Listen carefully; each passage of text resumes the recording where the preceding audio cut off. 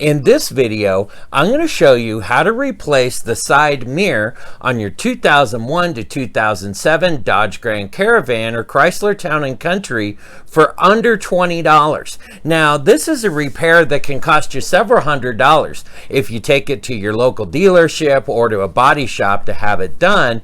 And what I'm going to do today is I'm going to go through, show you step by step how I do the replacement and where I get my mirror, and I can do the whole thing for under $20. Hey everyone, welcome to Javo's Garage. Here we do how-to car repair videos. We do different garage projects as well as tool reviews of things that I use here every day, with a focus on providing you with the in-depth details that you probably won't find anywhere else. So if you're new here, please consider subscribing. Let's get into how we replace the mirror on your van. The first step you're going to want to do is to be able to undo the electrical for your mirror, and your electrical comes through at the bottom of your pillar here, and your connection is about right in here by your speaker.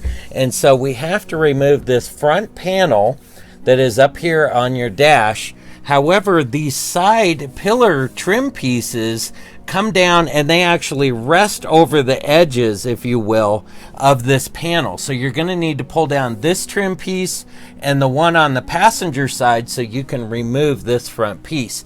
Now, the reason I do this first is because you don't want to unbolt your mirror from the car and then have it hang down against your fender while you come in here to get to the electrical. So you're smarter to actually have all your electrical disconnected so that when you unbolt the mirror, you can just take it right off, slide your new mirror in, bolt it, and then do your stuff in here.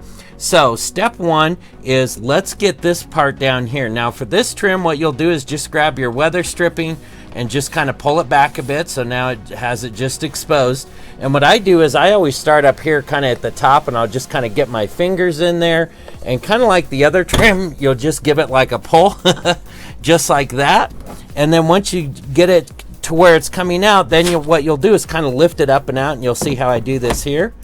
And just like that, we've removed that first piece of trim. Now let's go to the other side. Now we're over here to the passenger side, and we need to remove this pillar. Now on this side you have your handle here, and so there's a cover here and here that you'll need to remove. When you remove those, you'll find a 10mm bolt on each side, and we'll take that out. And I'm just using a small straight screwdriver and just kind of carefully work it into the side and give it a twist, and they will eventually come out of there. Sometimes they can be kind of difficult, but you'll just slowly work your way through. And there's one. I'm going to just set that right there for the time being. And we'll come up here to this side, and we'll just start to work it out as well, same as the other one. And then we'll come back. What I do is then I'll come back over on this side, and there we have it. So now that we have those two out, now you'll take your 10mm socket in this case, and the bolts are located up in here.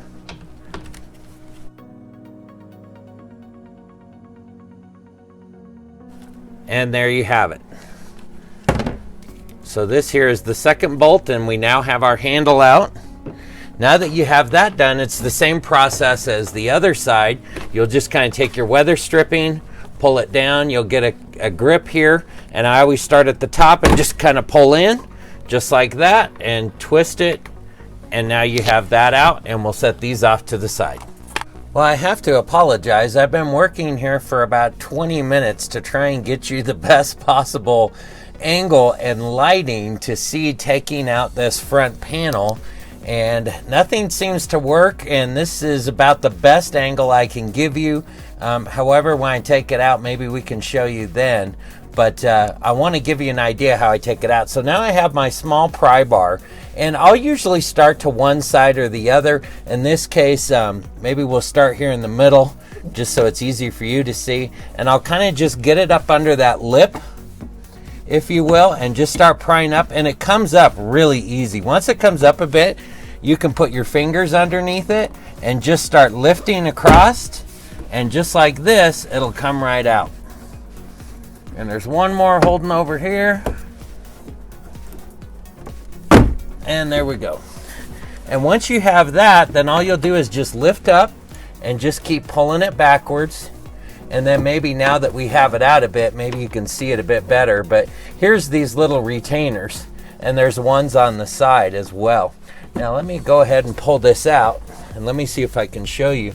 See here on the corners, this here is where I was talking about, where the pillars come down and they rest on the sides, and it holds this in place. That's why you have to take those covers off the sides before you get to this. By the way, now that you have this out, now would be a great time to clean this all up before you put it back in.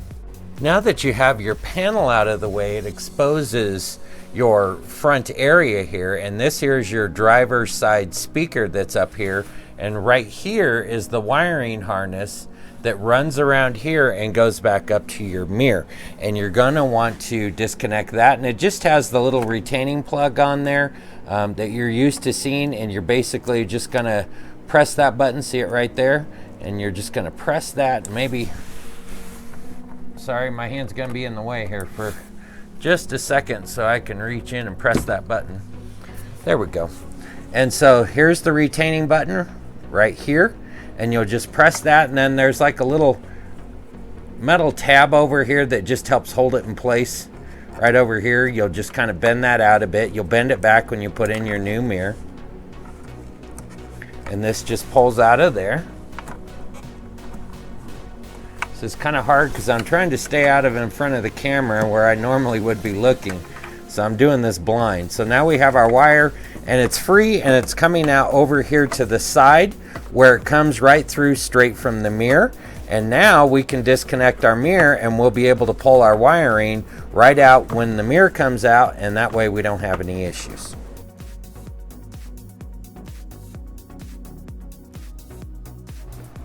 Well, now that we have all of our electrical disconnected, we are ready to actually go ahead and start removing the mirror. Now, to get to the bolts, the mounting fasteners that hold this in place, we're going to have to remove this top plate because we have two bolts under here that we're going to have to get to. There's another one located down here below, but we open the door and we'll get to it. But we're going to have to get this out. Now, the plate that's up there is this plate right here, and this is the one off of our one that we're replacing it with. And just so you have an idea of what it looks like. So to get that off, what I always do is I go back to my handy little pry bar here. You could also use something like, say, maybe a straight screwdriver, whatever works for you. I happen to have this pry bar, so it makes the job go easier. And what I'll always do is kind of start over here in this corner and then kind of work my way from here and work my way around. And these can be a little difficult and a little tricky at times to get out, and hopefully this one will make a liar out of me today and pop right out. But I've had some of these that have really given me some fits over the years. So now that we have that starting to come out there, now we'll come back over here and we'll just start working it over in this area. Just like that. And you see it's slowly starting to come out, but now it's being held by one of the tabs about right in here. So we're going to just get that on there again. Like I said, these can be really troublesome. Now, once I have it going like that, then the next thing that would help is maybe start working it from the other side, and you can just kind of move your mirror as you need to. I'm going to leave it where it is because otherwise it's going to get in the way for you all to be able to see anything. But I'm now working on the bottom, and we're just doing the same thing again. Got that started a bit. And now we're going up top, and there we go. So now that we have the top starting to go, you can see now we can start to move it a bit. Just like this, and try and keep my arm out of your way. And there we go. Now we take that out. This now exposes two of our fasteners. Third one once again down here. Let me grab my ratchet. Now let's remove the top two fasteners. As you can see, these are a star bit or a Torx bit, and these are a T30. And so if it helps you, you can sometimes move the mirror a bit, but I'm able to get my ratchet in here no problem. Just like that. Now if you will open your driver's door, you'll then be able to see your third fastener, which is located right up inside of here. And all I do is just add like a 3-inch extension onto my ratchet and put that in there. and remove that fastener. With all of your fasteners, the 3 fasteners removed, now you'll just kind of gently lift up on it. Sometimes it may stick a bit because you have this rubber seal here that keeps water out. Now you can see here, this is where our wiring's going in and going inside to the vehicle where we've already gone and disconnected it. And now we can just go ahead and we can pull that out unless it gets caught. There we go. And there's our wiring harness. You now have your mirror removed. You can now install your new mirror. Everything's now out and you're ready to install your replacement mirror. Now, I had mentioned before I did this for under $20. And I did. One day I was out at the salvage yard here in the last week and I was getting some parts out there and I knew I had a problem with this mirror. And so I found a 2007 Grand Caravan. So it was actually a year newer than this one. And I found this really nice mirror on there. And it was a little faded like the other mirror that we took off. But basically I went through and I polished and buffed it. And it came out looking great. And I was able to buy this mirror for only $15. So I'm doing this entire repair for under $20. Now, how I made my mirror look like I did is I used this Meguiar's dual action cleaner polish, and with that I will use that with just my drill, and then I have a little polishing pad on there, and basically I'll just run that over it, polish it up, and it makes it shine just like this again, and it looks great. So I'm able to replace this mirror, do it for a real reasonable fee, save a ton of money and make it look great, and that's what we really want to do here for you. So now let's get back to putting our mirror on. So now the first thing we're going to want to do is kind of set the mirror in place, and we want to feed the electrical back through this hole into the cabin. And as you do it, keep an eye through the windshield and just make sure that it's going in up above the dash mat. You don't want to go through all this and bolt it in only to find out that it went underneath your dash mat and you can't get your electrical out. And as I reach in through here, I now know it's nice and clear, and it's going to be easy for me to go ahead and run that back over to where it plugs in. So now we have this generally set in place. I'll keep one hand on here and I'll just start hand tightening these fasteners back into position like so.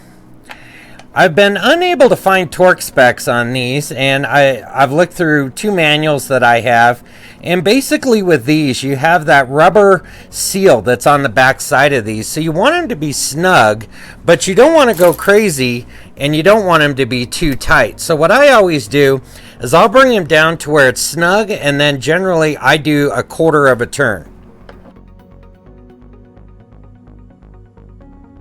You don't want to over tighten these. Now for this one down below again, I'm going to put my 3-inch extension on. And I'm going to go ahead, and in this case I'm just going to put it on here because this isn't magnetic. And I'm sorry, you're going to see my big head here for a sec while I line this up. And I'm going to start that by hand a little bit just to make sure. There we go. Don't want to cross thread these. Okay, so now it's snug and 1/4 of a turn.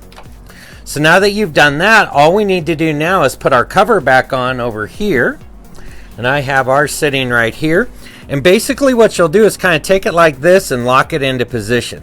So we'll kind of just start over on this side, and we'll just start working it down in there as you see how this is going. Funny, it goes on a lot easier than it comes off. And then you'll just kind of push that in. And there you go. Your cover's back on and your mirror is back installed.